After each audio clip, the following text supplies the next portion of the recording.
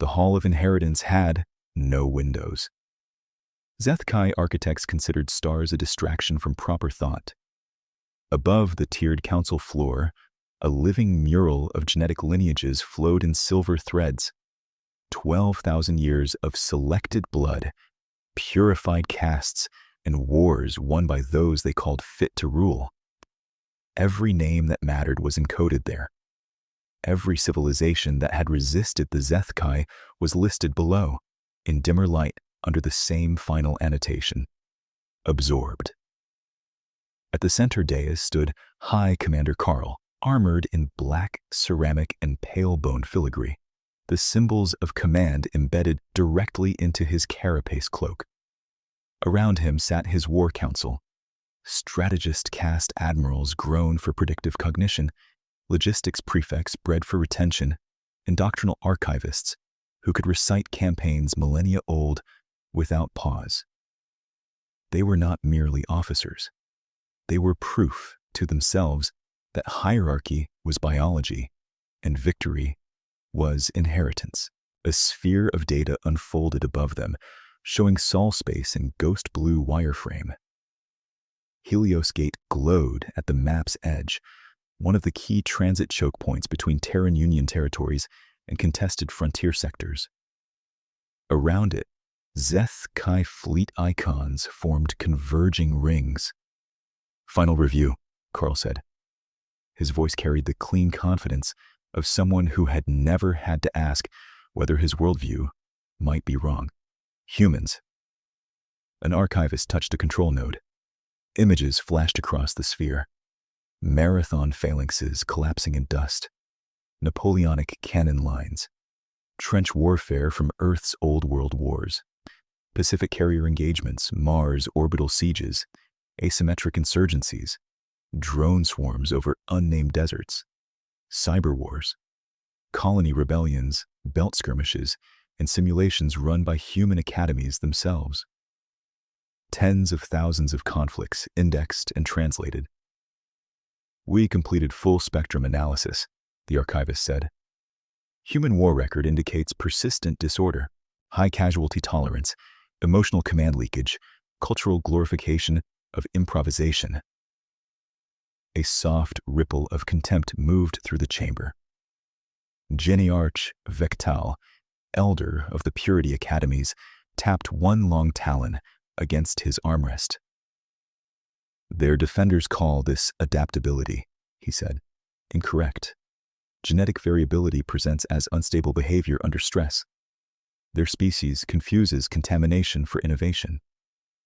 Another counselor added, "Their victories often required numerical waste. Excess population compensates for weak genomes. Primitive math." Karl watched the human footage spin and fragment.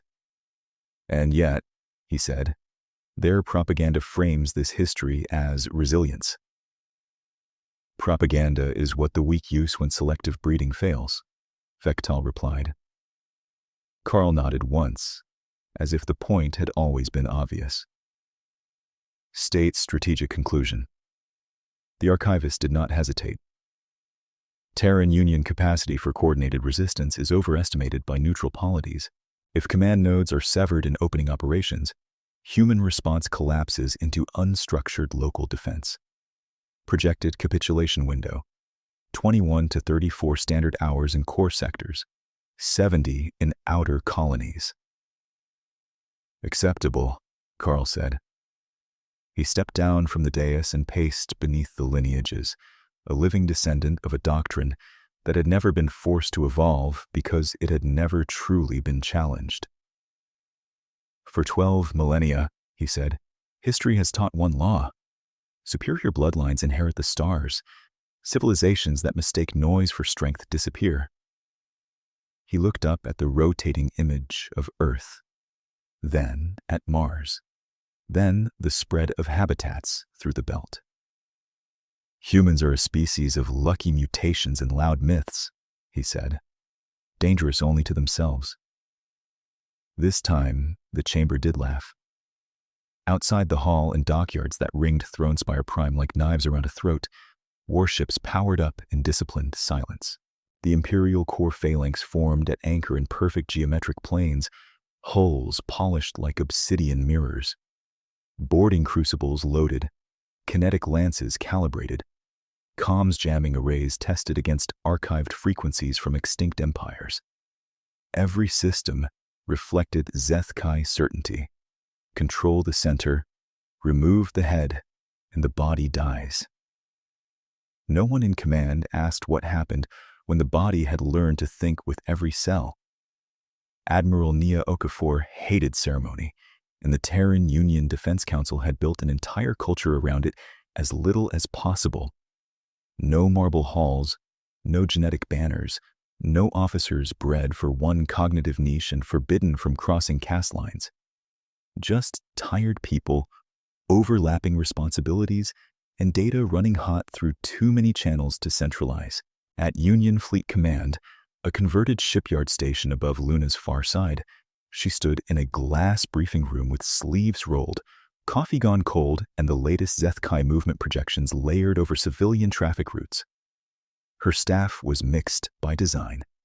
Navy, Belt Militia, Colonial Defense, Logistics Co-ops, AI Ethics, Emergency Medicine, and the office that did nothing but model institutional failure.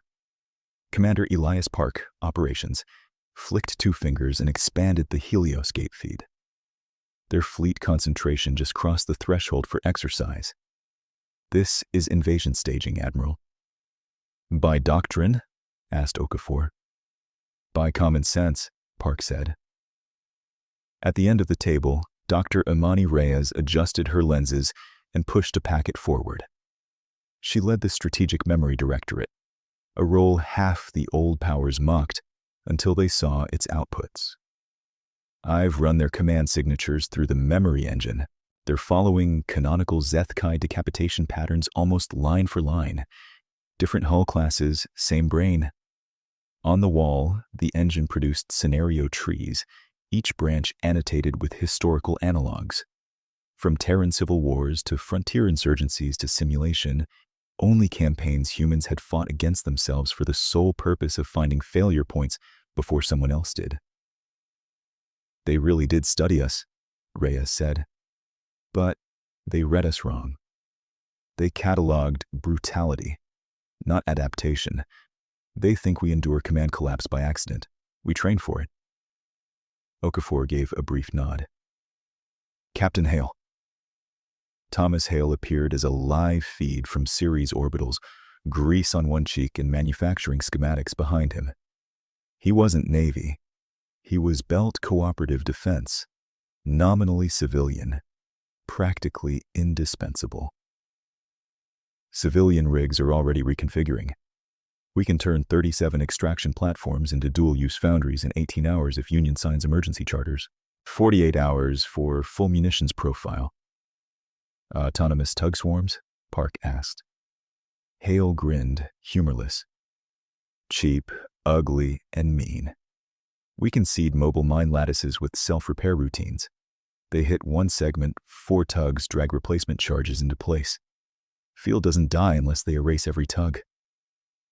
That's exactly what they won't plan for, Reyes said quietly. They don't respect improvisation by non-elite operators. Near the door, Sergeant Lena Voss from Marine Expeditionary Command was reviewing boarding contingency plans. She looked up only when Okafor asked, "Ground and shipboard command continuity?" Voss answered from memory. Every squad leader has authority package delta. Every fire team has mission preservation triggers. If majors vanish, captains command. If captains vanish, lieutenants command. If officers vanish, senior NCOs command. If NCOs vanish, designated specialists command. If everyone with rank is gone, whoever can still think and breathe commands. No one in the room smiled. It wasn't a speech. It was policy. Okafor stared at the Helios map another few seconds. I want evacuation options attached to every strategic communication we send, she said. Not as optics, as protocol. Park's eyebrow twitched. For them. For everyone, Okafor said. them included. War doesn't erase obligations. Reyes leaned back, studying the incoming telemetry. If they're this committed, they won't listen. Maybe not, Okafor said. But we send the warning anyway.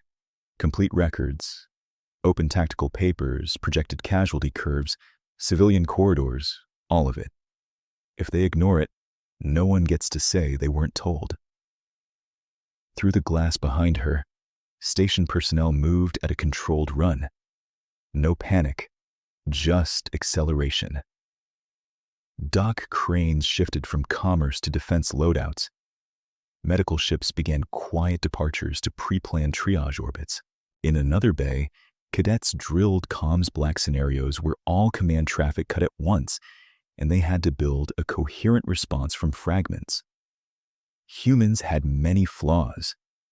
They argued doctrine in public, trusted strangers too slowly, and made too many systems by committees that never stopped fighting. But they had one dangerous habit. When history hurt them, they wrote it down, practiced against it, and refused to worship any method just because it had worked before. The first insult wasn't a declaration of war. It was cleaner than that and far more arrogant. A Zeth Kai advance flotilla crossed the Helios demarcation under Transit Authority review, then seized Relay Station Argo 9, a neutral communications spindle jointly staffed by Terran technicians and Freeport observers from 6 minor polities. The station master opened channel after channel, citing treaty language.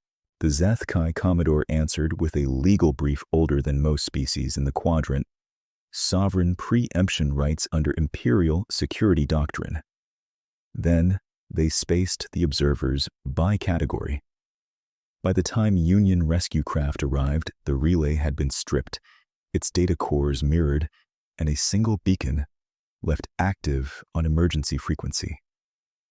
It repeated one message in machine-perfect translation: compliance prevents cleansing.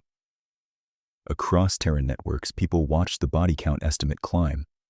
On Mars, students walked out of classes to line up at recruitment offices they'd never thought they'd visit. In the belt, tug pilots welded armor plates over civilian hulls and called it insurance.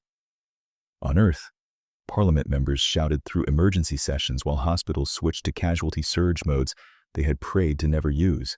At Luna Command, Okafor stood before the transmission board with Park, Reyes, Hale patched in, and the Union diplomatic delegate, Ambassador Sato, beside her. Fleet Assembly confirms massed Zeth Kai force near Helios Gate, Park said. This is no longer a border probe. Sato glanced over the finalized warning packet. We send this now. They'll call it weakness. Let them, Okafor said. She keyed the channel herself. The outgoing message carried no triumphal score, no threat-laced theatrics, just plain language and attached files. To High Commander Karl and Zeth Kai Imperial Command. This is the Terran Union. You have read our wars as brutality. You failed to read them as learning.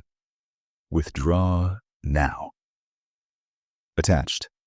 Open tactical assessments of probable engagement pathways, casualty projections for both forces, protected evacuation corridors for Zeth Kai civilians and non-combatants, deconfliction protocols for medical and archival vessels. These corridors will remain open if you stand down immediately. If you proceed, we will defend all Union territories and citizens with full force. Reyes added the cryptographic signatures. Hale transmitted the corridor waypoints through neutral relays to prove they were real. Sato appended treaty citations for interstellar monitors, making it impossible for either side to later falsify the offer. Then they waited. The reply came from Karl's flagship bridge, broadcast intentionally wide. He stood before ranked officers, posture immaculate, the mural of Zeth Kai lineages visible behind him like a verdict already written. He did not read the casualty projections. He did not acknowledge the evacuation corridors except with a brief, almost amused tilt of his head. "The weak," Carl said, voice carrying across every channel that could still hear, "always call surrender wisdom before extinction." He cut transmission. For a heartbeat, Luna Command was silent except for fans and distant metal on metal from the shipyard. Then Park exhaled. "So, that's that." Okafor looked at the Helios map as alert icons multiplied: merchant reroutes, militia activations, fleet dispersal orders, civil defense signals, legal authorizations entering effect in staggered chains. "No," she said. "That was the last chance." She turned to her staff. "Execute contingency ashfall. Decentralize command webs. Push autonomy keys to task groups and colonial defense. Activate adaptive manufacturing contracts with belt cooperatives and civilian yards.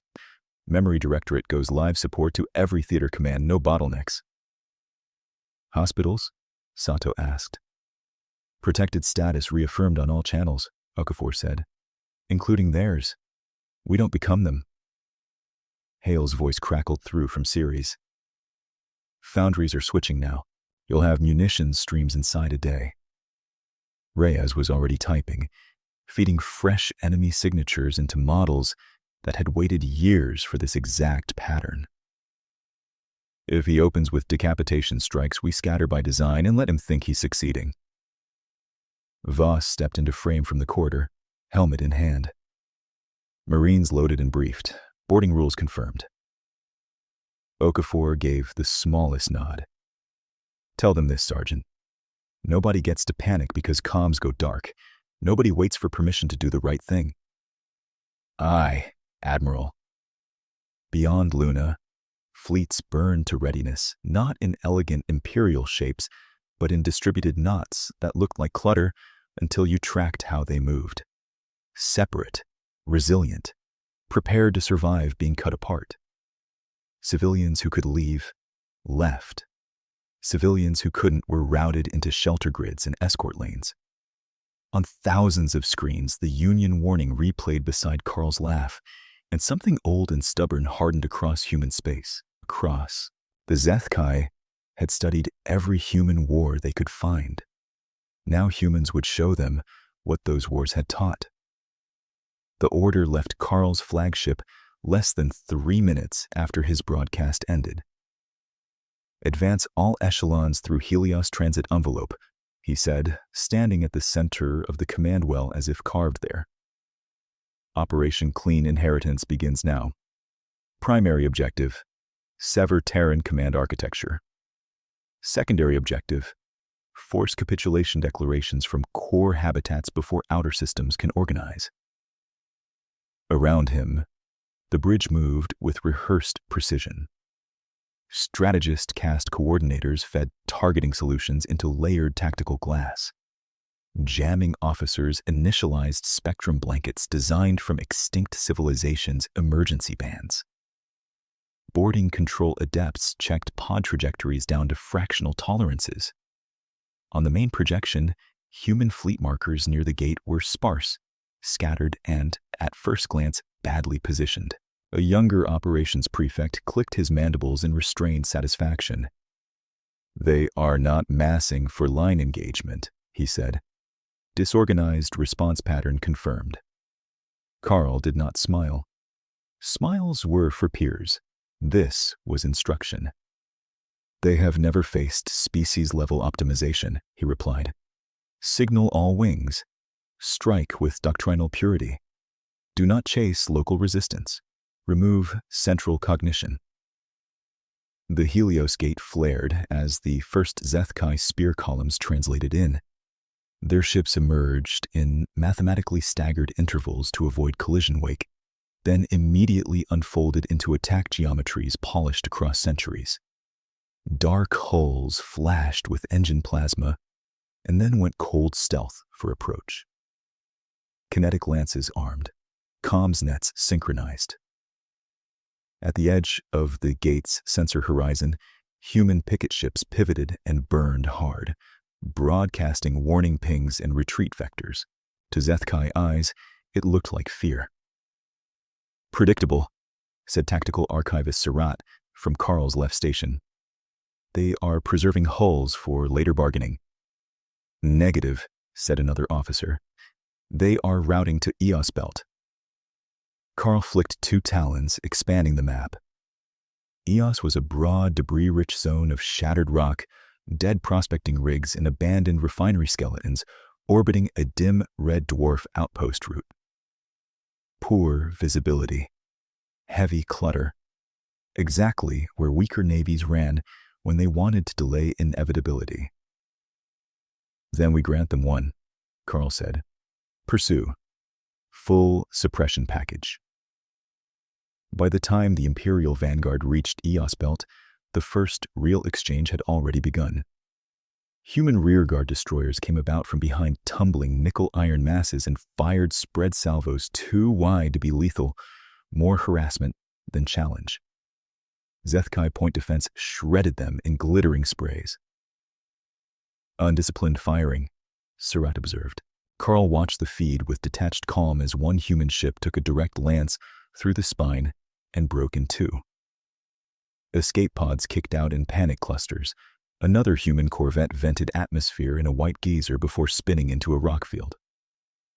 Broadcast surrender options on open military bands, Carl said. Record refusals. The message went out. Most human channels remained silent. One responded with a flat, almost bored voice. Union Task Group Ember acknowledges hostile hail. Not surrendering. Good luck. Then Ember vanished behind debris and cut transmission.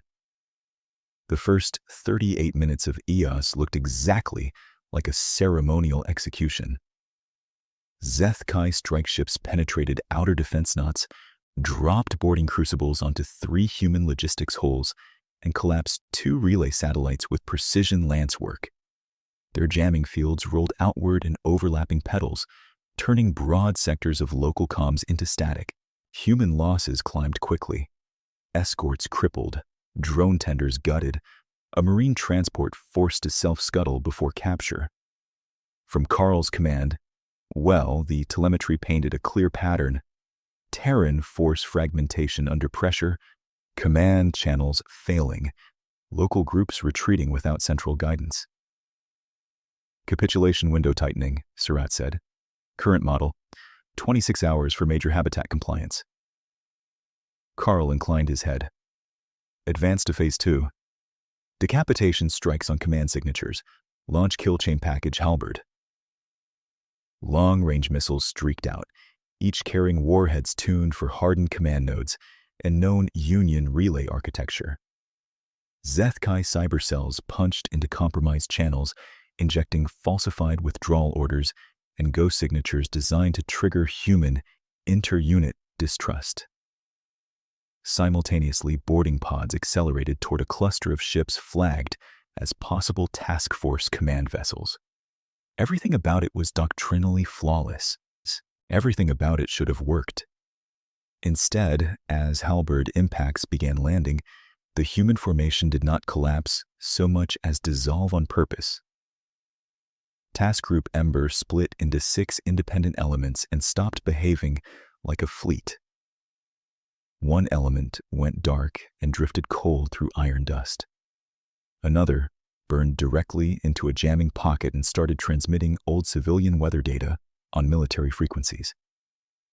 A third appeared to panic, running wide, with engines flaring, only to drag 2 pursuing Zethkai frigates across the firing lane of a hidden coil battery bolted to a dead refinery arm. Unknown fixed emplacement, shouted a sensor officer. Tracking. The coil battery fired once, twice, then snapped itself off its mounting and tumbled into shadow, likely pre-rigged for remote relocation. One Zethkai frigate lost starboard thrust and slammed nose first into a rotating ore mass. The second survived but dropped out of formation to avoid collision. Carl's eyes narrowed by half a degree. Local anomaly, Surratt said quickly. No strategic consequence. Another report arrived before Carl answered. Boarding Crucible 7 breached target hull. the COEM's prefect said. Encountering compartmental lockdown and internal venting, Terran crew split into autonomous resistance cells. No command officer identified. 7 requested central override codes? Carl asked. Denied by absence, the prefect said. No captain signature, no bridge control path. For the first time, a faint dissonance crept into the bridge rhythm. Decapitation doctrine assumed hierarchy. Boarding ops were built to see central authority and force surrender cascades down chain of command. But in 3 separate captures now, there was no chain to cut, only compartments, each fighting as if fully authorized. A fresh tactical layer bloomed across the projection. Human units, though jammed and bloodied, were still maneuvering with ugly coordination. Not elegant, not clean, but purposeful. Carl spoke before uncertainty could spread. Reclassify enemy behavior as distributed militia contamination. Increase kill radius, strip debris fields with saturation fire. Their cohesion is accidental and temporary. Orders rippled outward. At Eos Belt's inner arc, Zethkai cruisers opened with broad kinetic bursts into rubble zones where human signatures had vanished. Rock turned to plasma. Splinters became shrapnel storms. Several hidden human emitters died under the barrage. And still, pockets of Terran resistance kept reappearing in places they should not have been able to coordinate from. A damaged patrol cutter without long-range comms suddenly vectored to intercept a boarding pod lane within seconds of another unit's distress ping. A Marine squad, cut off in a gutted cargo spindle, rerouted life support from freezing decks to keep wounded from both sides alive while rigging demolition charges under a captured lock. They are fighting after command severance as if severance was expected, muttered Senior Analyst Threx, forgetting protocol enough to speak unprompted. Carl turned his gaze toward him. Threx went still. Expected by panic, perhaps, Carl said. Not by design. But on the lower tactical feed, a captured human transmission slipped through jamming gaps, short range and unencrypted. Ember 2, to all local friendlies. Assumed command collapse complete. Execute branch weave. Repeat, branch weave is live. No distress in the voice, no surprise, just procedure. Surratt immediately flagged it as deception. They are performing confidence theater. Carl did not answer right away. He watched as a second decapitation strike package destroyed what Zethkai intelligence had marked as Task Group Ember's command ship. The vessel broke apart in a white arc, spinning fragments across the belt. By every Imperial model, nearby human elements should have degraded into isolated survival behavior within minutes. Instead, they changed call signs, redistributed vectors, and kept fighting with slightly different timing, as if someone had simply crossed a checklist item. An hour into the battle, Eos Belt no longer looked like a rout. It looked like a machine made of broken parts that refused to stay broken. By the second operational cycle, confusion had a smell. On Zethkai bridges, it smelled like overheated insulation and acid coolant from processors pushed beyond expected load.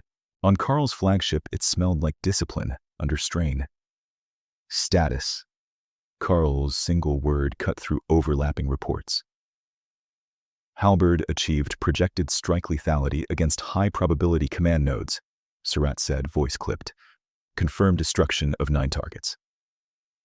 Yet resistance continuity remains above 90% in 3 sectors, added Threx, unable to hide the disbelief threaded through his caste-trained calm. Signal traffic indicates local command substitution within seconds of node loss. How? Asked Logistics Prefect Eral. Comms are jammed. Threx pulled up intercepts.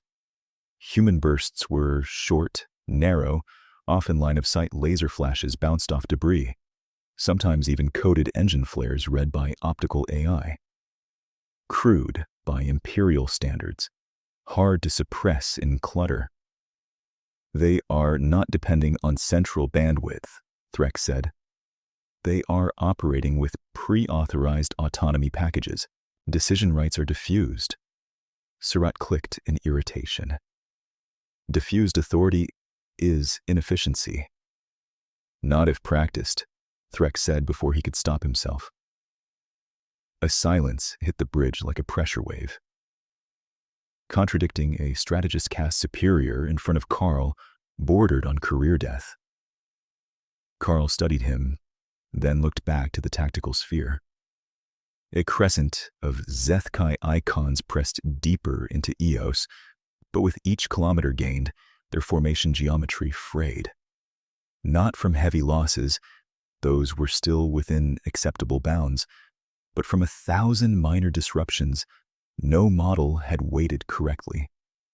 Ghost contacts, tug-sized drones dragging sensor decoys, dead ships reigniting just long enough to throw off targeting priorities, marine teams refusing capture in ways that consumed disproportionate boarding resources. One report flickered, red. Crucible 11 lost, said the boarding coordinator. Internal resistance detonated transit spine after allowing entry. Survivors report defenders included engineering staff and medics functioning under combat command authority. Medics? Iral said, almost offended by the concept. Confirmed. Carl's talons tightened against the command rail. Update surrender compliance? None in active combat sectors, said the coordinator. Civilian traffic is evacuating along previously transmitted corridors, including those designated for our non-combatants. That made several officers glance up in brief, involuntary surprise. Even now, while under attack, humans were honoring the corridors they had offered. Surratt dismissed it with a snap. Sentimental theater for future propaganda. Or confidence, said Threx quietly. Carl heard him. State your analysis clearly. Threx swallowed. Our doctrine assumes enemy command fragility. Humans appear to train from baseline assumption of command loss. Removal of leaders does not create confusion. It triggers pre-planned role transition. He brought up footage from a failed boarding action.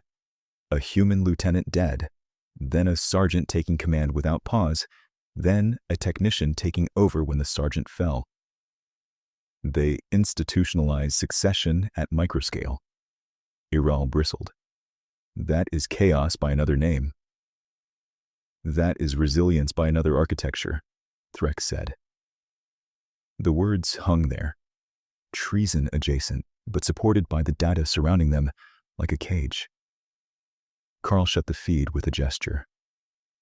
Then, we adapt, he said. Concentrate force. Stop chasing fragmentary units and dense debris. Reassert doctrinal center. Surratt straightened, grateful for familiar ground. Recommend triaxial hammer through inner belt. We collapse 3 sectors simultaneously. Force their cells to expose themselves to support each other. Do it, Carl said. And expand cyber pressure. Inject false promotion codes, command disputes, medical triage conflicts. Anything that fractures local trust. As orders propagated, the Zeth-Kai offensive tightened again. Heavy cruisers shifted to overlapping fields of fire. Interdictors pushed forward to seal likely escape cones. Boarding pods redirected from opportunistic captures toward targeted strikes on repair hubs and munitions tenders. For 18 minutes, Imperial control seemed restored. Then a transmission burst from a human emergency net bled through static. All units, if you hear rank conflict packets, ignore and follow nearest living plan holder. Repeat, nearest living plan holder. Across 3 sectors, Zeth-Kai spoof packets lost effect within minutes. Surratt stared at the failure diagnostics as if they were insulting him personally. They have doctrine for our doctrine. No, Threx said, looking suddenly very tired. They have doctrine for failure itself.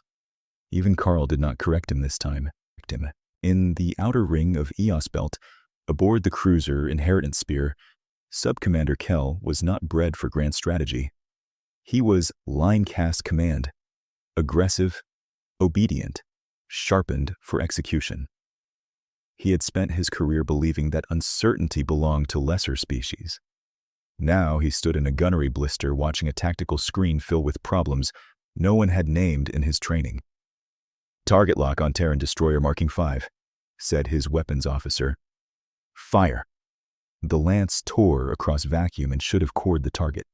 Instead, the destroyer vented ballast, kicked hard behind a rotating ore slab, and dumped a cloud of smart chaff that mimicked reactor bloom. Kell's fire control split, tracking across 6 false signatures, hesitated, then struck rock. "Acquire again. Multiple contacts now.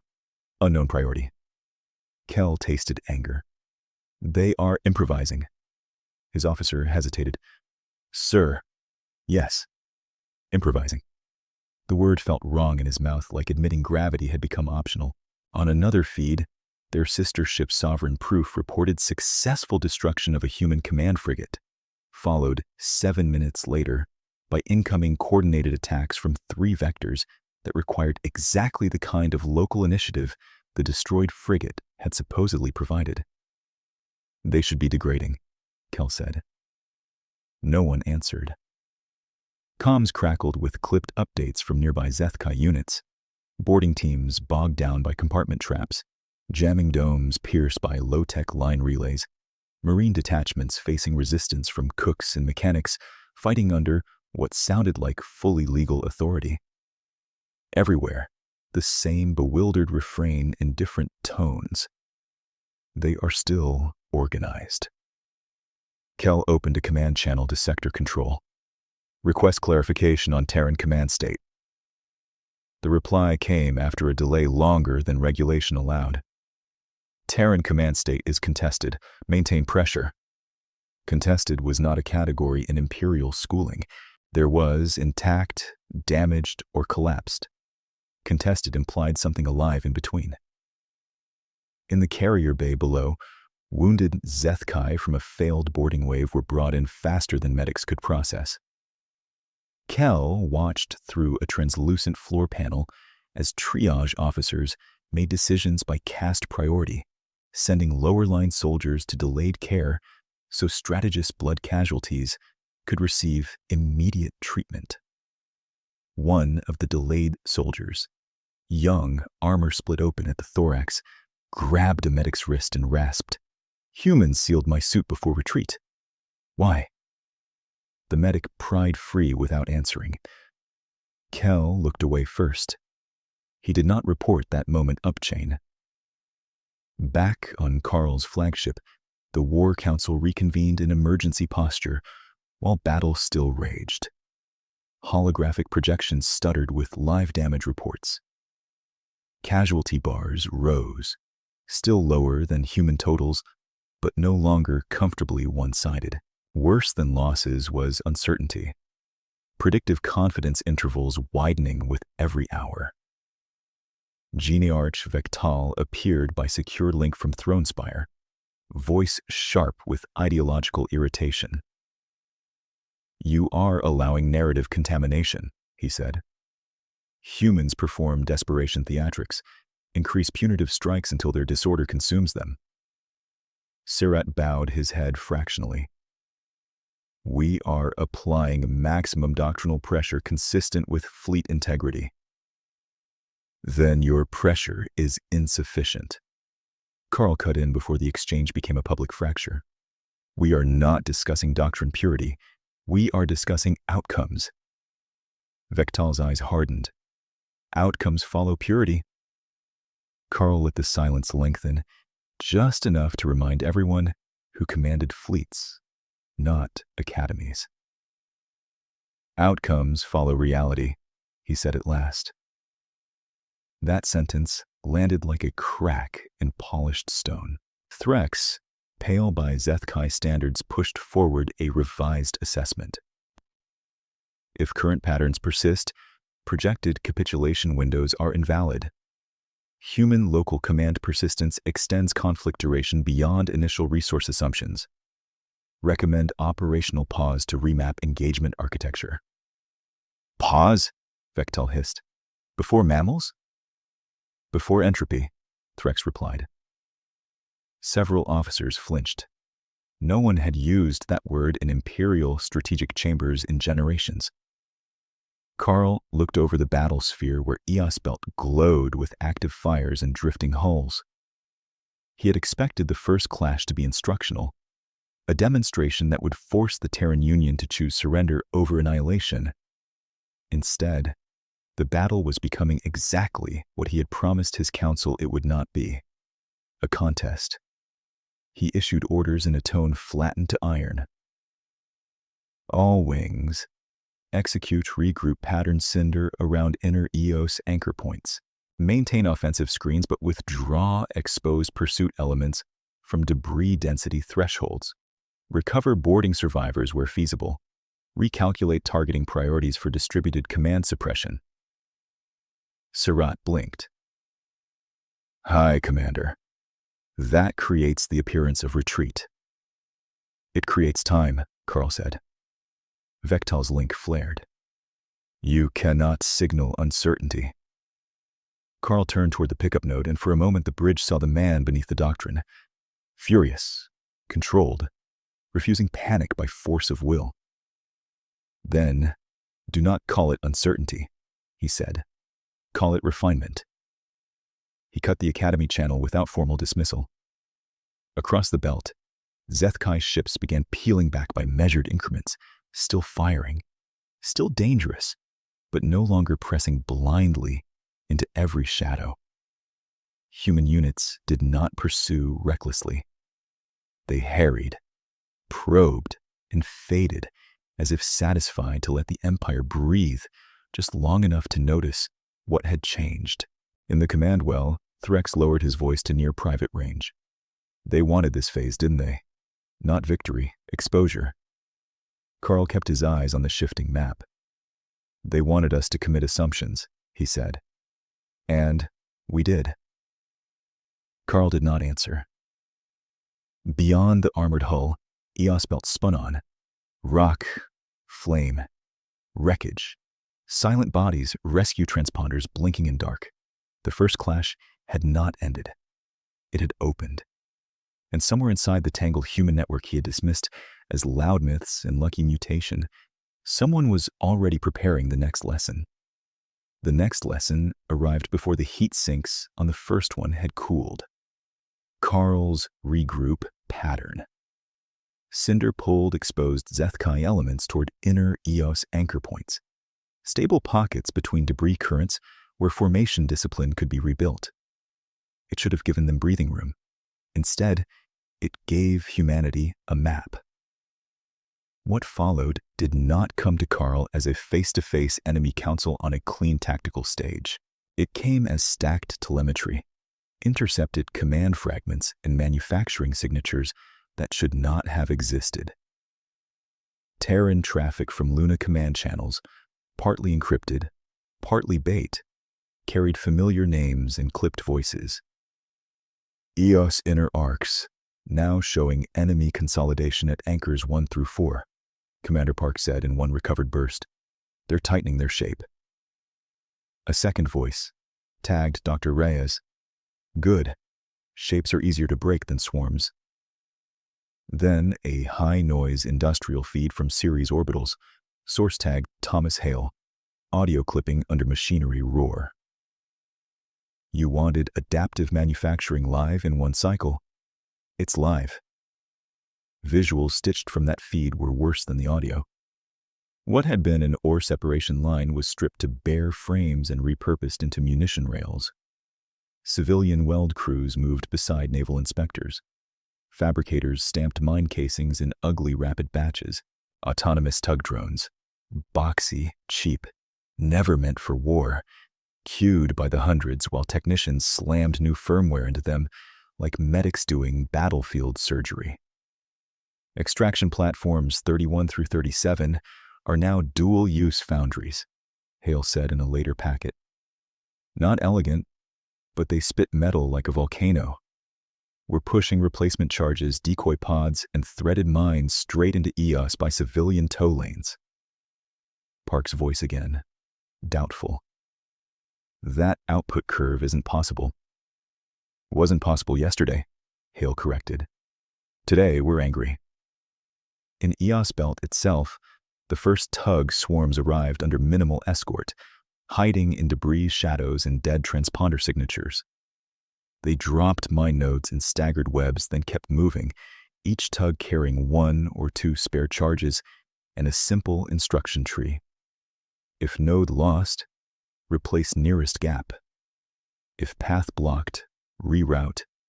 If jammed, follow visual markers from any friendly hull. From a Zeth Kai tactical perspective, it looked like nonsense. Then, their probe frigates started dying in places that had been clear minutes earlier. Anchor 2 approach corridor just detonated, reported Surratt's sensor team. Replot. Replot complete. Detonation at same corridor again. A beat. And again. Minefield persistence exceeds expected payload limits. Carl leaned forward over the sphere. It showed kill zones flowering and healing like wounds that refused to stay open long enough to exploit. Identify a launch platform. None confirmed. Nodes appear to be repositioning. Minefields do not reposition, Iral snapped. On a side feed, Subcommander Kell watched the same thing happen to a wingmate. The Sovereign Proof threaded what looked like a safe lane through a broken refinery lattice. One mine burst under its bow. Then 2 more detonations climbed its flank in perfect sequence, as if the field had anticipated evasive thrust.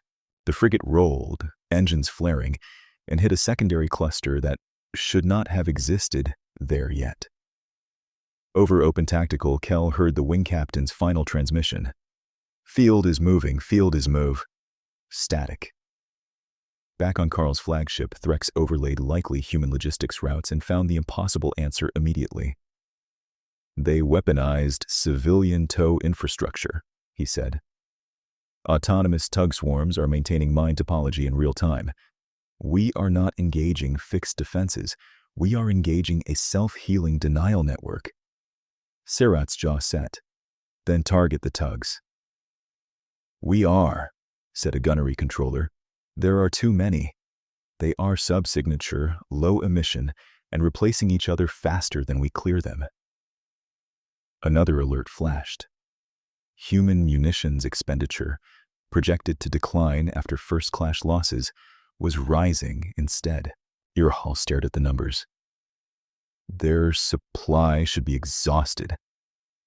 Threx answered without triumph. Only if you assume military production exclusively military. Carl felt the weight of that sentence settle over his bridge. Zeth Kai war economics depended on centralized arsenals and sanctioned yards. Terran doctrine had just erased that distinction in the middle of battle. Civilian industry had not waited for rear echelon optimization. It had turned itself into teeth. Update threat classification, Carl said. Surratt hesitated 1 second too long. Carl repeated, colder. Update it. Surratt swallowed. Human adaptive manufacturing capability reclassified from auxiliary nuisance to theater-level force multiplier. Around the bridge, officers pretended that phrase did not sound like the first crack of fear. Outside, EOS belt shifted by the hour. Clear channels became traps. Traps became corridors for Terran ships that seemed to know exactly when and where the mine webs would open for friendlies. Zeth Kai frigates that had entered the belt in perfect geometry now moved in nervous arcs, burning propellant to avoid invisible deaths laid by undisciplined mammals and maintained by civilian drones no Imperial Academy would have credited as strategic assets. The balance had not flipped yet, but for the first time in 12,000 years, it was visibly moving. The next wave of shock did not come from firepower. It came from behavior. battlefield recovery logs, survivor testimony, and clipped helmet recordings from a captured cargo spindle at EOS painted a sequence that spread through line-cast channels faster than official bulletins. In those records, Sergeant Lena Voss and a mixed Terran team crossed the shattered spine of the spindle with magnetic boots locking to scorched steel. 2 Marines dragged a med crate. A belt mechanic with no formal rank carried a breaching saw bigger than her torso and moved like she'd used it in 0G storms her whole life. Compartment C9 still holding pressure, the mechanic said in one recording. Thermals show 12 bodies, mixed suits. Friendly or enemy? One Marine asked. The mechanic shrugged. Breathing. Voss keyed squad channel. Rules unchanged. Disarm first, treat second, sort later. She got back 3 acknowledgments in 3 accents and 1 synthesized voice from an embedded support AI that had lost 2 sensor clusters and was still running triage equations on half a brain. When they cut through, the compartment smelled like blood and burned polymer. 5 humans, 7 Zethkai, all wounded. 1 Zethkai boarding trooper raised a sidearm by reflex. His arm failed halfway up. Voss stepped into his line, took the weapon, kicked it behind her, and knelt to seal the suit breach at his shoulder. He stared through a cracked visor, mandibles trembling with pain and disbelief. Why? He rasped in broken trade. Because you're not dead yet, Voss said, and moved on. Across EOS, parallel reports repeated the same pattern in different metal tombs. Human crews fighting compartment by compartment, then dragging enemy wounded into the same stabilization fields as their own. Belt volunteers towing lifeboats under fire because lane charts said civilians were aboard, no matter who civilians. Terran medical vessels arguing over traffic priority to keep protected corridors active even after Zethkai strike groups had violated hospital markers earlier in the cycle. A diplomatic intercept from Luna, command traffic, authenticated by voiceprint, carried Ambassador Sato's quiet warning. They hit 2 hospital escorts. Public pressure is rising to close their corridors. Admiral Okafor's response came without pause. Do the corridors close if we're angry? No. Then they stay open. A lower gain side channel captured Park, barely muted. They'll call it weakness again, Reyes answered, voice rough with fatigue. Let them call it whatever helps them lose. The line reached EOS and spread faster than any formal broadcast. Do your job. Don't become them. It wasn't propaganda. It was operating culture. Subcommander Kell saw the consequence on his own deck when damage parties recovered 2 Zethkai survivors from a drifting breach pod. Their life support telemetry showed manual patching done from outside by gloved human hands, hands that had then let the pod drift toward Zethkai retrieval beacons instead of claiming prisoners. Kell interrogated one of the survivors himself. You had weapons? He asked. The trooper nodded weakly. They could have killed you. Another nod. Why didn't they? The trooper took longer to answer. One said, not worth the oxygen. Then she laughed. He winced. Then, she sealed my suit. Kell dismissed him and sat alone in his ready room for 12 silent seconds, listening to distant hull impacts and trying to fit this enemy into the Empire's categories. Brutal, yes. Improvised, yes. But not random, not rabid. They fought with a kind of disciplined ferocity that did not need hatred to sustain it. When he returned to the bridge, his tactical officer whispered, Sir, line crews are asking if surrender protections are real. Kell stared at him. From them? Yes, sir. He should have crushed the question. Instead, he said, transmit inquiry through medical channel. The officer blinked. You expect response? Transmit it. Minutes later, a Terran automated relay returned procedural terms for surrender, prisoner treatment, and medical evacuation verification codes. Cold, legal, immediately usable. Fierce changed shape in that moment. It was no longer only fear of dying. It was fear that everything Kel had been taught about strength might be smaller than what he was facing. On Carl's flagship, that same fear wore more polished armor. Morale variance increasing in line-cast crews, Iral reported. Questions regarding enemy treatment protocols and corridor validity. Sirat hissed. Suppress such contamination. Carl's answer was sharp.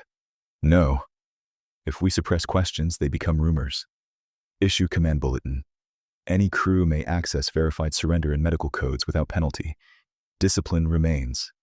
Panic does not. Threx looked up, surprised. Carl did not explain himself. He had seen enough broken ships in one cycle to know that denial was no longer a weapon. His empire had built doctrine on purity, inevitability, and central control. Humanity had answered with something messier and, in this environment, more dangerous. Distributed responsibility held together by shared intent rather than bloodline. They were hard to decapitate because they had too many heads. They were hard to terrorize because they had decided what they were, and it was not negotiable. And now, Zethkai officers who had never needed to imagine defeat were quietly checking whether the enemy would let them live through one. The operational turn that followed did not arrive as a public Terran proclamation. It arrived as pattern shifts in traffic, false shortages that appeared too clean, and one analyst's unwilling respect for enemy planning depth. At 3:11 station time, while Eos still burned and Carl still tried to force order back into a battle that had outgrown his assumptions, Threx flagged a probability spike tied to strategic memory directorate behavior. Intercepted internal Terran packets, partially reconstructed, carried Reyes's analytical markers and predictive weighting language. It's him, one decrypted fragment quoted her saying. Not just doctrine. Personal weighting. Carl prefers triaxial pressure under uncertainty, then recenters on symbolic anchors to restore command confidence. He already did it at Cinder. He's about to do it again, bigger. On a recovered model shard, conflict tree overlays paired Zethkai campaign behavior with human historical analog sets. Rigid elites under adaptive pressure, prestige concentrations, narrative recovery strikes. Different species, same cognitive loop, a short command exchange followed, voice signatures matching Okafor and Reyes. Talk. He'll strike where he can claim narrative recovery, not just tactical gain. He needs a decisive geometry, something his fleet recognizes as order restored. Where? Karth approach lanes.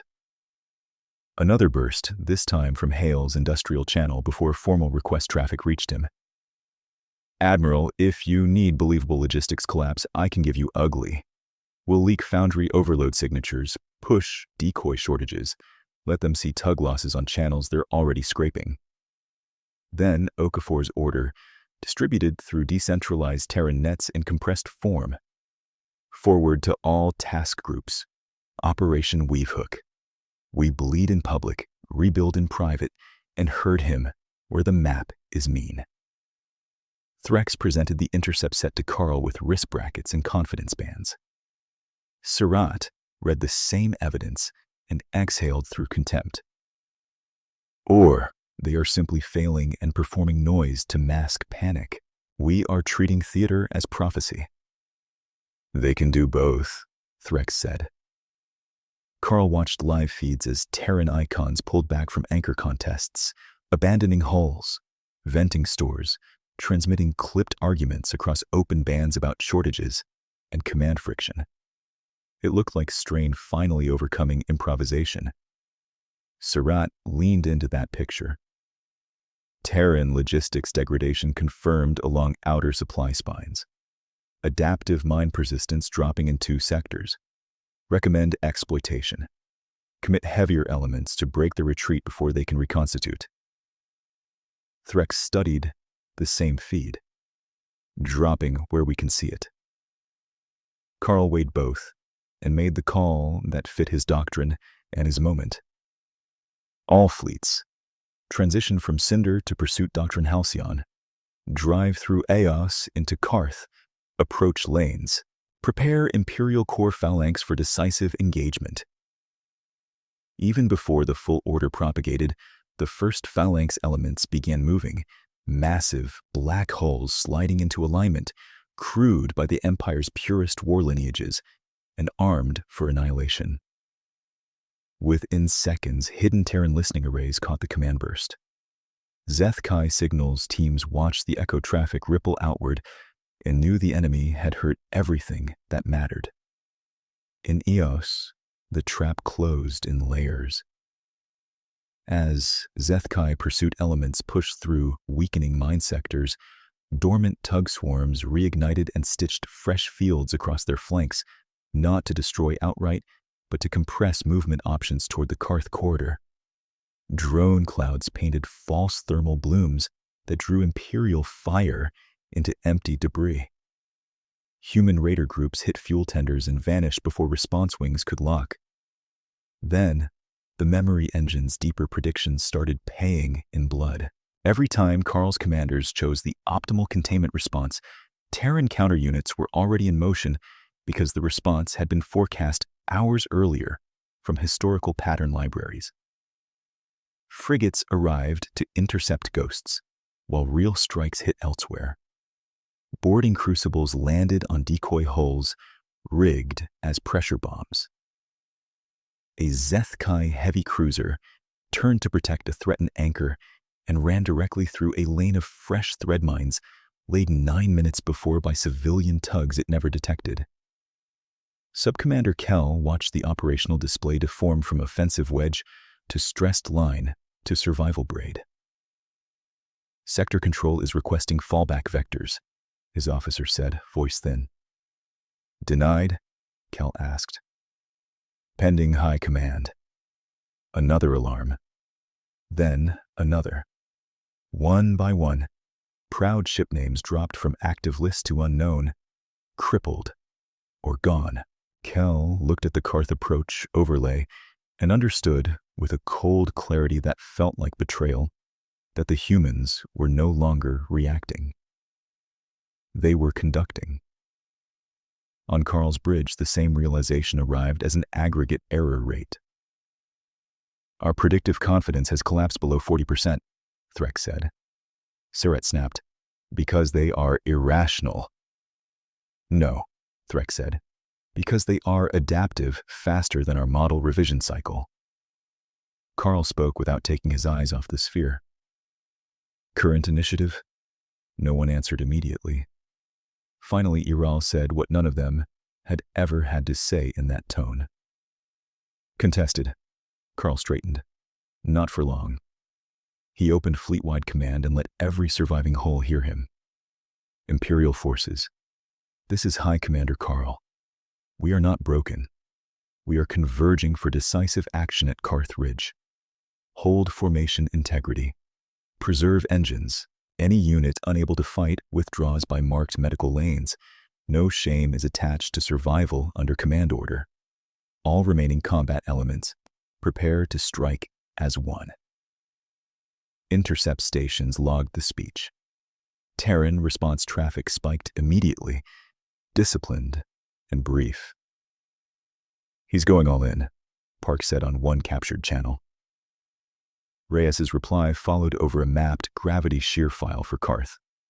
So are we. Far behind the lines, foundries kept hammering metal into ammunition. In wrecked compartments, medics kept sealing wounds regardless of uniform. In command rooms linked by broken networks and stubborn procedure, humans and their machine advisors threaded decisions through systems that refused to die. The battle for Eos had tipped. The battle for the war was coming. And at Karth Ridge, inevitability itself was about to be tested. Carthage was not a place sane admirals chose for decisive battle.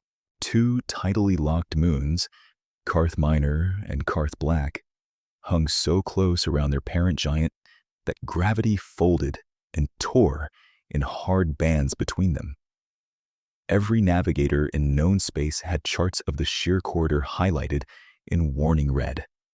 Trajectories drifted, inertial compensation lagged, and even perfect calculations decayed by the second under local tidal noise, which was exactly why Admiral Nia Okafor wanted Carl there.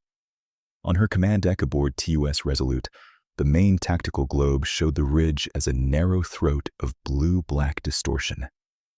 Human icons bled backward in staged disorder. Reactor signatures flickered. Logistics packets, intentionally leaked, screamed shortage and panic. Commander Park watched the feed from 4 angles and still looked uneasy. If he doesn't bite, we burn half our reserves for nothing.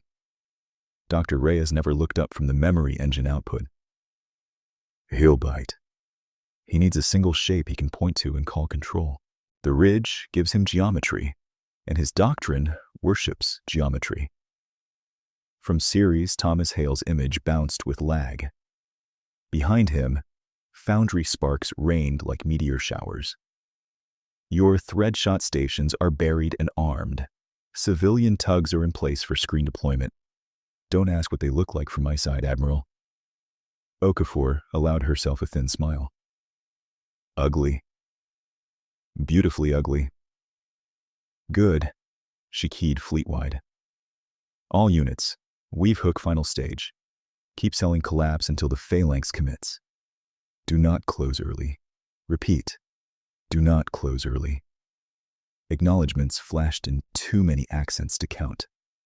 Across the ridge, Carl stood on the bridge of his flagship, Inheritance Crown, watching human withdrawals stream exactly where he needed them. The Carth corridor narrowed their options. Once pinned, decentralized tricks would have no room to breathe. Sarat stood rigid to his right. Terran signatures indicate logistical fracture in 3 pursuit sectors. This is the breakpoint. Threx, pale and silent on Carl's left, said, or the lure point. Carl did not turn. Either way, we end it. He opened command across every surviving major hull of the Imperial Core phalanx. Massive carriers, armored line cruisers, and heavy spear frigates slid into one converging formation like black glass closing. Phalanx advance, Carl said. Frontal annihilation profile. Collapse ridge throat and crush all resistance behind it. Thousands of Zethkai answered in one clipped chorus. Inheritance. The phalanx surged. At first, it worked. Forward Zethkai lances punched through 2 retreating Terran destroyers. A human munitions tender blossomed white and vanished. Drone clouds shredded under point defense. Imperial gunners roared as kilometer-wide firing lanes opened through what looked like desperate, thin resistance. Then the telemetry shifted by half a degree. Sarat frowned. Terran heat signatures are wrong. On Carl's main display, human ships ahead now threw clean reactor plumes and stable thrust vectors inconsistent with the crippled signatures that had lured him in. Behind the phalanx, dead Terran emitters reappeared and lit the exits. Threx whispered, not triumphant, just tired. Quantum spoof telemetry. Before Carl could issue correction, Carthage itself opened its teeth. From shadowed fissures in both moons, buried coilgun stations erupted. Not 1 or 2 emplacements, dozens, firing in pre-computed sequence. Tungsten thread shots, needle-thin and relativistic fast for their mass, stitched across the phalanx not at hull centers, but at formation seams, engine couplings, sensor masts, thrust vector joints where one ship's shield coverage expected another's overlap. A heavy cruiser lost its dorsal spine in a spray of molten metal and pinwheeled into its wingmate. 2 frigates sheared each other open, trying to evade the same invisible line. A carrier's launch bays depressurized in a chain flash, vomiting fighters and bodies into sheer dark. Counter battery, Siret shouted. Unable, a targeting officer screamed back. Stations are cold cycling and relocating into regolith tunnels between volleys. The next human strike came from everywhere and nowhere. Drone clouds, cheap, dense, hundreds of thousands, poured across the corridor. They painted false thermal blooms on empty space, mimicked reactor signatures, and flashed spoofed IFF echoes at machine speed. Zeth-Kai return fire swiveled to phantom contacts. Under stress and lag, line ships began shooting lanes occupied by their own elements. On Sovereign Proof, Subcommander Kell watched 3 friendly beams cross his bow and punch into the carrier behind him. Who fired those? His weapons officer yelled. Us and them, Kell said, staring at the chaos map. They made us blind. He snapped to comms. All batteries local control only. Visual confirmation before discharge. The order came too late for half his sector. At the center of the maelstrom, Carl fought to restore central coherence. Reform on Beacon Sigma. All units ignore unverified thermals. Prioritize inertial spacing and... His channel fragmented beneath the jamming and debris scatter. Human line-of-sight relays bounced through the very clutter Zeth-Kai had dismissed as noise. Terran task groups, each acting on local mission intent, shifted like schools of fish around broken whales. Park's voice on Union Net was raw with concentration. Threadshot window 3 closing. Tug lattice, close back gate now. Hale answered from somewhere inside static and machine shriek. Closing. And tell your Navy pilots my civilian toys just bagged a carrier. Already told them, Park said. They sent flowers. Reyes overlaid Carl's command rhythm against live movement and flagged a narrow red branch. He'll attempt vertical break through upper shear. He's done this under encirclement in 12 modeled analogs. Oak 4 didn't ask for confidence levels. Courier spears. Ready. She keyed one more order, decentralized and simple.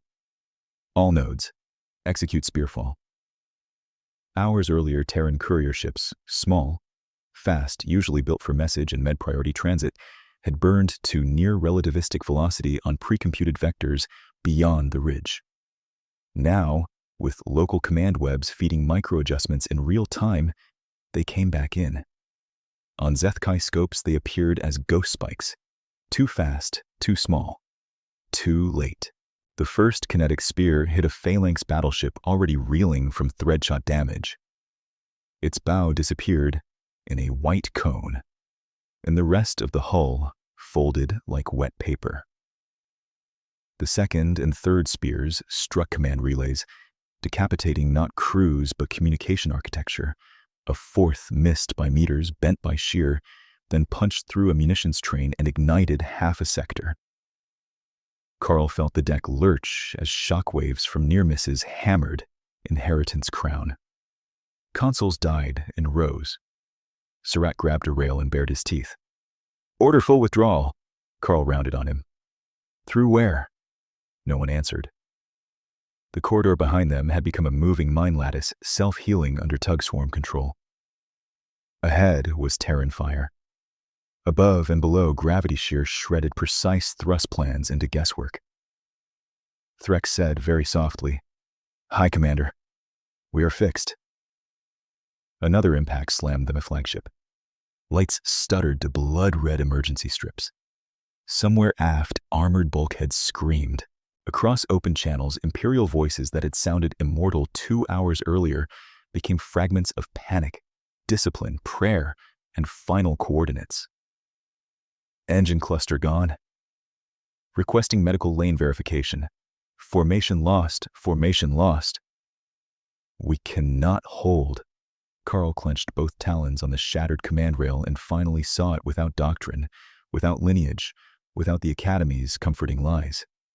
Humanity had not outmuscled his empire. It had outlearned it. Signal all surviving units, he said, voice hoarse but clear. Break formation. Save who you can. Surratt stared. That is dissolution. That is survival, Carl said. A final threadshot volley crossed their bow. Inheritance. Crown lost main engines in a bloom of plasma. The flagship yawed, then began a slow, helpless spin into the sheer shadow cast by Karth Black. On Terran Tactical, Carl's icon shifted from command apex to drifting burn. Park exhaled shakily. Phalanx is done. Okafor watched wreckage, rescue beacons, enemy surrender pings, and human damage reports pile across her display like snowfall. She did not celebrate. Secure lanes, she said. Medical corridors active now.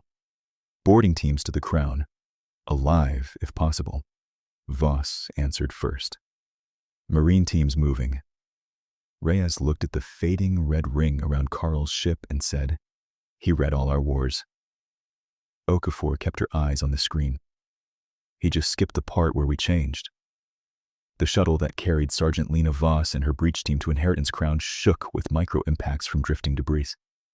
Outside, Carl's flagship rotated through darkness and moonlight.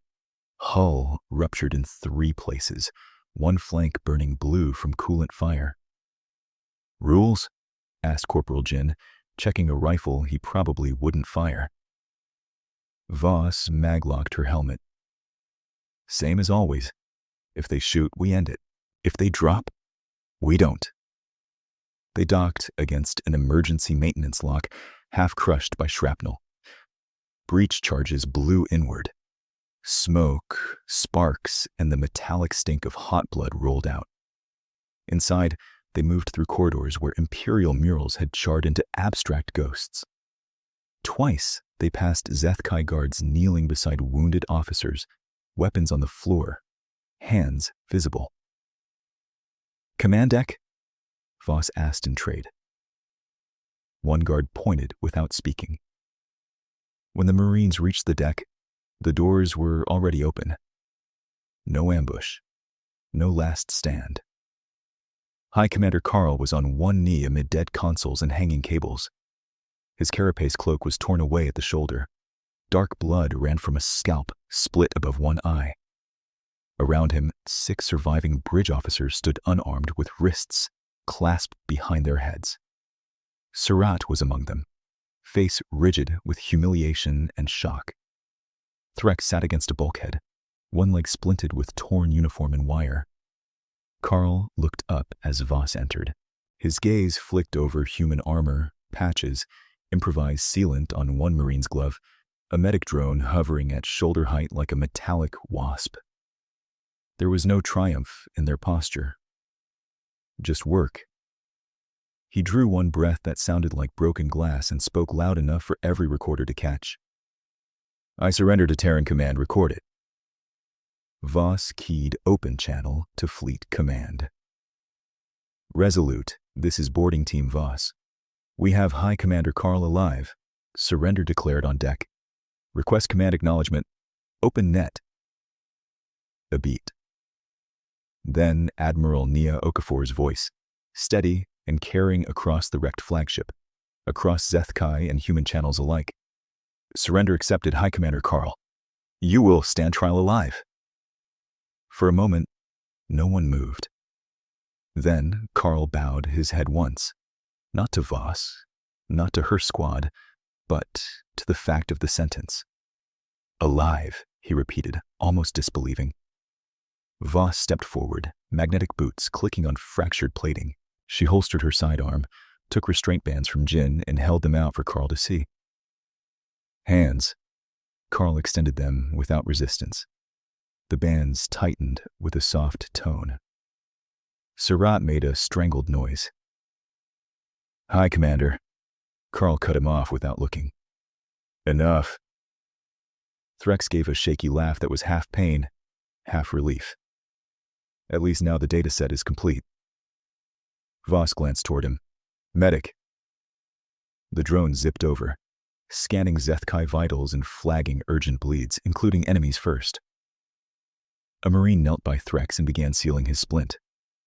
Carl watched that too. As they escorted him through the dead bridge, He paused once beside the shattered panoramic plate. Outside Karth Ridge was a graveyard lit by rescue strobes, human and Zethkai transponders blinking in the same dark. He spoke quietly, to no one and everyone. I called you lucky mutations. Voss, checking corridor corners, said, Yeah, we got lucky a lot. Carl turned his head slightly, blood drying black along his jawline. No, you got better. At the airlock, Park's administrative channel chimed into Voss's comm with bureaucratic precision even now. Confirm identity biometric. Confirmed. Prisoner designation. Voss looked at Carl, then answered, Alpha Prime. The tag propagated through Union logs, neutral monitors, and surviving Imperial channels in less than a second. Prisoner Alpha Prime. Hi, Commander Carl. Status alive. The Empire that had announced itself eternal heard the update in real time. No one could pretend this was rumor. By the time the guns quieted at Karth Ridge, rage was running hot through every Terran channel. 2 hospital escorts had been hit in earlier phases. Argo 9's observers were still dead. Entire habitat crews were gone. There were people in uniform who wanted revenge dressed up as justice, and civilians who wanted no distinction at all. Okafor met that fury in person, not by memo. On the triage deck of the captured Zethkai carrier Genespear 3, she stepped over coolant leaks and blood pools while Terran engineers swarmed failing life support manifolds. The carrier's atmosphere processors had taken threadshot damage. Without stabilization, 3,000 wounded, mostly Zethkai, would asphyxiate before transfer. Chief Engineer Malik looked up from an access shaft, face streaked gray. Admiral, we can lock this down and start salvage now. Or we can reroute power to med decks and lose half the price. Do med decks, Okafor said. Malik gave a tight nod, already turning. You heard her. Trophies can wait. Lungs can't. Nearby, Sergeant Voss supervised prisoner intake lines. Zethkai from Strategist Caste, Line Caste, and Labor Caste sat shoulder to shoulder on the same deck plating, bandaged by the same exhausted medics. A Terran corpsman held pressure on a thoracic wound while arguing with the translator AI about anticoagulant equivalencies. Subcommander Kell, left arm in a rigid splint, watched a lower caste Zethkai loader receive emergency surgery before an officer from his own bloodline. In Imperial service, that would have been unthinkable. He looked at Voss as she passed. Your triage order is wrong, he said weakly. He is expendable. Voss didn't break stride. Not on my ship.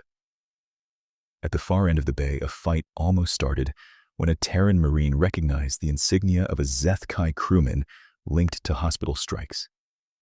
The Marine shoved forward, jaw clenched. Stand down, Voss barked. He hit mid-lanes. And now he's disarmed and bleeding. Stand down. The Marine froze, breathing hard, then stepped back. Voss held his stare until his shoulders dropped. Get angry later, she said quietly. Right now, get useful. On secure diplomatic net, Ambassador Sato relayed another dilemma. Admiral, long-range batteries request authorization to erase Throne Spire archive vaults before retreating hardliners can burn evidence or weaponize propaganda. Okafor looked across the carrier bay at rows of wounded enemies being ventilated by human hands and made the same choice she'd made at Luna, only heavier. Denied. Archive sites are protected. Sato's pause carried layers of politics and grief. Public will ask why we preserve their imperial history after what they did. Okafor answered on recorded channel, for history as much as command. Because we are ending an empire, not erasing a people. The order propagated. Terran targeting solutions around Zethkai cultural complexes went cold. In a recovery ward, hours later, Carl sat restrained to a med frame while human doctors sealed his cranial wound. On the next bed, a low-caste Zeth Kai deckhand slept under sedation, alive only because a Terran surgeon had overridden old Imperial triage tags found in his implant profile. Carl watched the surgeon work and asked, "Do you know who I am?" Without looking up, the surgeon said, "Yes." "Then why treat me first?" "I didn't," she said, gesturing to the sleeping deckhand. "He was crashing. You were dramatic." For the first time since surrender, Carl made a sound that might once have become a laugh. Outside the ward, rescue shuttles moved in disciplined loops through Karth's wreck fields. Human crews pulled survivors from both sides until their own hands shook too hard to hold tools. Zeth Kai civilians used Terran corridors Carl had mocked and found them open exactly where promised. Mercy did not erase the dead. It defined the living. The treaty chamber at rebuilt Argo 9 still smelled faintly of fresh welds. Where the old neutral observers had been spaced, 6 new memorial plates lined the entrance, each engraved in 3 alphabets and 1 machine code. Delegations passed them in silence before taking their seats. At the center table sat Ambassador Sato for the Terran Union, Admiral Okafor in dress black beside him, and a provisional Zeth Kai Civic Council, led not by Gene elders but by elected representatives from every former caste. Threx, limping with a cane, served as their chief negotiator. Geniarch Vectal sat behind glass in a monitored gallery, present as witness and stripped of authority. Carl was not in the room. He appeared by secure tribunal feed from detention, flanked by legal monitors required to watch. An interstellar oversight panel opened the session. Terms of Helios Compact, final reading. Sato rose and read each clause aloud, voice steady enough to cut metal. Clause 1. Zeth Kai Imperial Caste Law is abolished in all signatory systems, effective immediately under external compliance audit. Threx repeated in Zeth Kai formal, then in trade for every channel carrying live translation. Clause 2. Imperial war fleets are to be dismantled under monitored disarmament.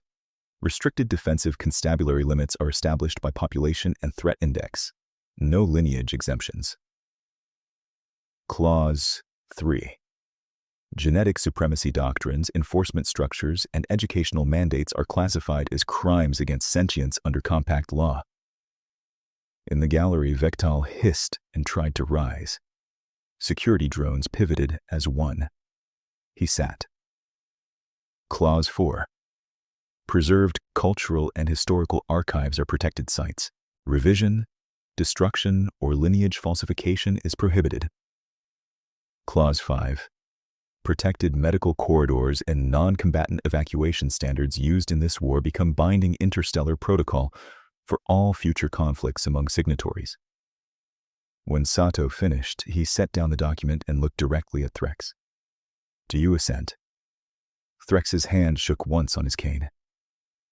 "I assent," he said, "for a people that has never had to become new."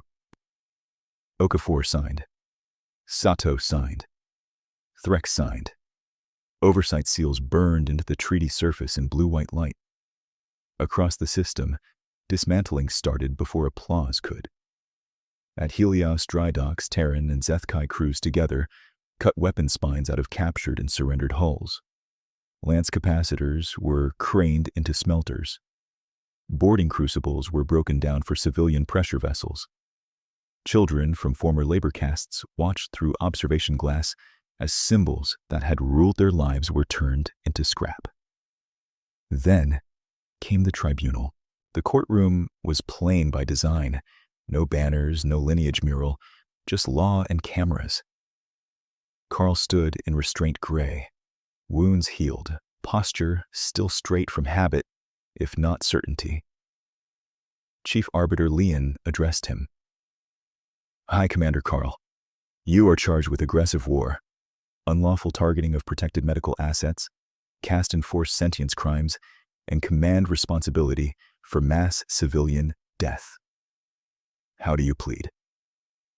Carl looked toward the viewing wall where officers from dozens of species watched, including human cadets in training uniforms and Zethkai students with no caste tags on their collars for the first time. "Guilty to the war," he said. "Guilty to the doctrine that made it inevitable." A murmur moved through the room. The arbiter asked, "Do you contest individual counts?" "I contest nothing that evidence proves." She leaned forward. "Then say, for the record, what failed." Carl was silent long enough that several feeds thought they'd frozen. When he spoke, his voice had lost all parade ground resonance. "We believed hierarchy was biology. We mistook repetition for wisdom. We studied human war and counted only blood, not learning. We called adaptation contamination because we feared what we could not breed into obedience." He swallowed once. "By the time we recognized distributed responsibility as strength, we had already fed our fleets into it." The statement became mandatory archive in every compact military academy. Years later, in one of those academies, former Hall of Inheritance, now rebuilt with windows cut wide to open stars, a mixed class sat through Carl's testimony. Human, Zethkai, belt-born and species that had once hidden from both. An instructor paused the recording at Carl's line, "We mistook repetition for wisdom." "Lesson?" she asked. A young Zethkai cadet answered first. "Doctrine must evolve." A human cadet added, "And command has to survive losing command." A belt student said, "And if you win by becoming monsters, you lost anyway." The instructor nodded and gestured to the final inscription newly etched over the hall's old lineage floor, where conquest names had once glowed. "Power is what you spare." Outside, border beacons along former war lanes pulsed green in synchronized intervals. Joint patrols reported routine traffic, not emergency vectors. Helios Gate carried freight, medical missions, and students arguing over history instead of dying inside it. The war was over. Completely. Not because one side had been flawless, because one side had learned, shared that learning, and, at victory's sharpest edge, chosen to leave room for another people to live.